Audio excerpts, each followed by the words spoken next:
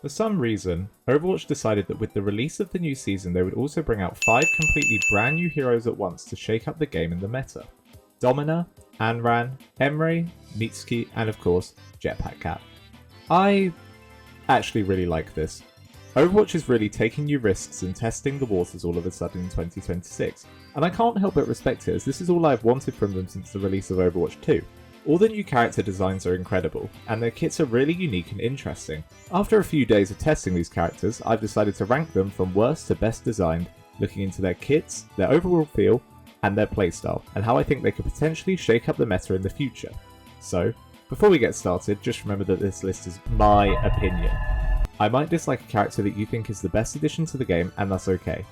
Feel free to argue and disagree with me in the comments. I want to see what others think of these characters too. Without further ado, let's get into character number 5.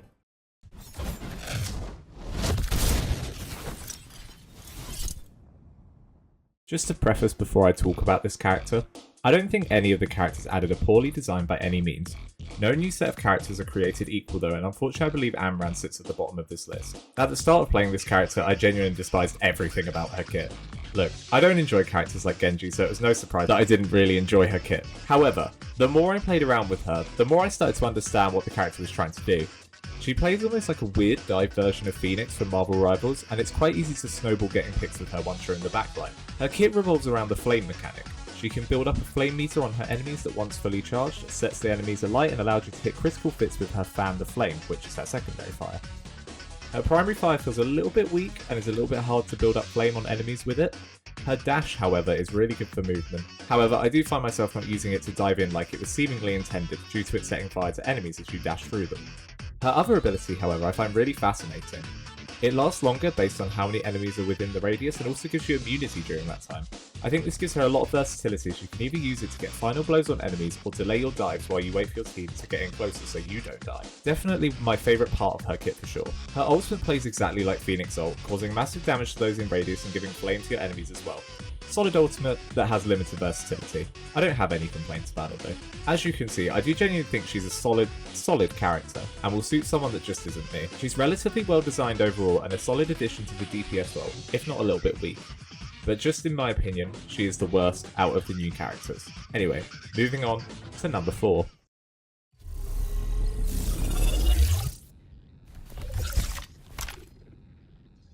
By the way, I'd just like to point out at this point in the video, I really hope I'm saying all of these names right. I'm trying, I promise. Emry to me is a relatively boring character as I don't really enjoy hitscan characters in the majority of games.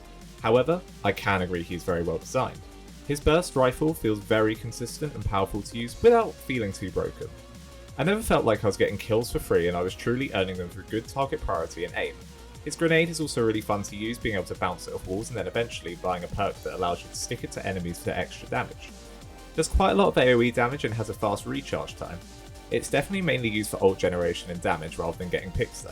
I think the most interesting part of his kit, however, is the lifesteal pistol. This weapon gets you out of sticky situations very well with its AoE damage that heals you for a very decent amount. Side note, everyone I know got his spray achievement for getting 200 healing in one use, and I genuinely think it might be the easiest achievement in the game. Finally, his ultimate is really fun, if not a little bit unbalanced. The left click firing mode is fun to use and powerful, but the real power of this ultimate comes from the right click. It is so easy to shoot into enemy groups and get picks using this ultimate. Overall though, this character feels really fun and really balanced, probably my favourite hit scan in the game at the moment, but that might be because I find Ashen Soldier a bit stale. It could also be because of how much he reminds me of Tyra from Paladins to be honest, and we know how much I love Paladins. Anyway, moving on to number 3.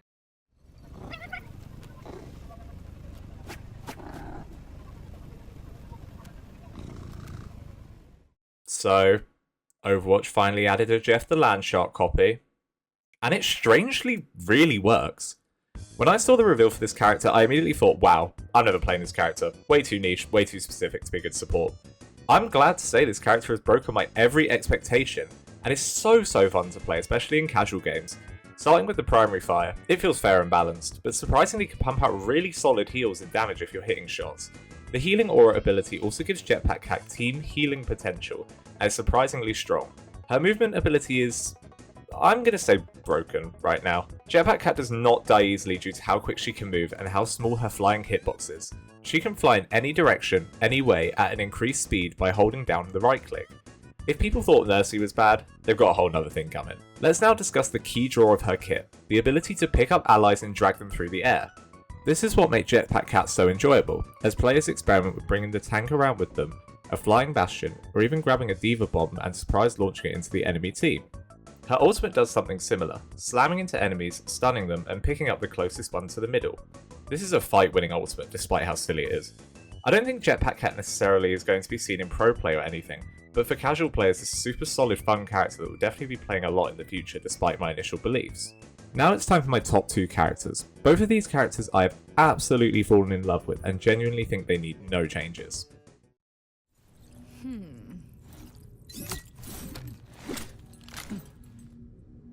Before I even get to this character, can we just discuss her design? She's everything to me. She's incredible. She's brilliant. And I think the designers really went for it for this one. Anyway, to the actual gameplay. The best way I can describe her is similar to Emma Frost from Marvel Rivals, but so much better. Her primary fire is incredibly strong if you're critical hitting enemies, typically 2-shotting most DPS in the game. It also has really decent range, which can be upgraded on the level 2 perks as well. Her new shield mechanic that she introduces is really interesting too. It doesn't feel unfair like I thought it originally would when first seeing it. I thought the shield spam would be super bad, but they're relatively easy to break through and it doesn't make fights go on for too long. Her little grenade, pulse, things are really strong too, hitting enemies in AoE after short delay. This ability is made even better by the level 3 perk that slows enemies within the radius. She can also push enemies back with her final ability, akin to Invisible Woman from Marvel Rivals. As you can tell from her kit, she is incredible at generating space and pushes straight into the enemies, which feels like tanks have been struggling with in Overwatch for now. Finally, her ultimate is really cool. She puts a personal shield over the enemies instead of your allies. I really love this ability and think it's one of the most creative ultimates in the game. It completely flips the idea of shields on its head and feels relatively balanced when it happens. I will say, if you don't break the shield in time, the damage it does is really intense and quite strong. But that would be my only critique for her whole kit, which is really impressive for a newly released hero. Well done, Blizzard. Anyway, it's now time for my number 1 new favourite character in Overwatch.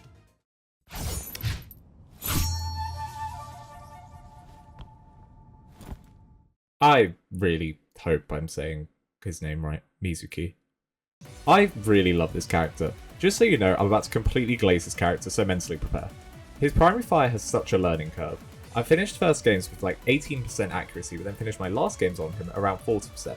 It does do a lot of damage over time, while also feeling fair still. His movement ability places an anchor and also gives him a slight leap forward. This allows him to peek and overextend without being punished, but also has a long enough cooldown and animation to the point where it feels fair to play against. I never got frustrated if one teleported away from me because then I knew he can play risky for about another 10 seconds. His hindering chain is quite difficult to hit, but when you do, it slows down the enemy enough that it's not frustrating, but also enough that it feels fair for the person using it, and like a worthwhile ability. His hat throw is probably the most satisfying part of his kit, where it bounces between allies, healing them for small amounts.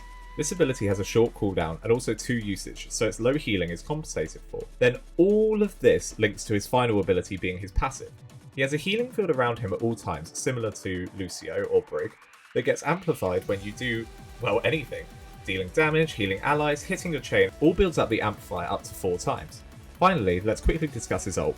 Very similar to Invisible Woman again, he puts up a healing field that also blocks enemy attacks. I would say this ultimate is broken and a fight winner, but its short duration and counterplay keeps it feeling incredibly balanced compared to other support ults from other games. Its best use is almost like a Zenyatta ult, which has never felt unfair in the slightest. Overall, as you can tell, I love this character's kit and I definitely have found a new support main after a long time of waiting. So, what are my final thoughts? I think that all these characters are welcome additions to the game, and each brings something truly unique to experiment with. I'm very glad Blizzard are finally clearly willing to experiment, as shown by them adding 5 characters at once and planning to add another 5 throughout 2026. I see it as a very good step forward for the game and I'm really excited by all these new mechanics they're coming up with. If I was to rank these characters out of 10, it would look something like this. Anyway, that has been my ranking of all the new heroes added in Overwatch 2 in the new Season 1, Season 21, Season 20, whatever update is, update. Let me know any of your thoughts below. Let me know what you think. Do you agree or disagree with me? Do you think that I'm completely wrong? Do you think Mizuki is the worst thing to ever be introduced to the game? Do you think Jetpack Hack is stupid? Let me know in the comments down below.